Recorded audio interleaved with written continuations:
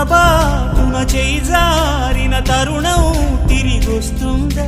ప్రతి పూటొక పుటలా తన పాఠం వివరిస్తుందా? మన కోసమే తనలో తను రగిలే రవి తపనంత కనుమూసిన తరువాతనే పెను చీకటి చెబుతుందా?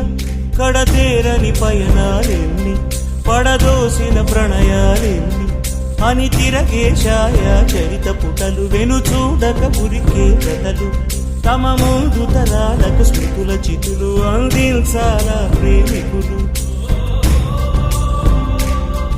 ఇది కాదే విధిరాత, అనుకోదేం ఎదురీత. 10 నెలలు తనలో నిన్ను మోసిన అమ్మైనా, అప్పుడో ఇప్పుడో కననే కలను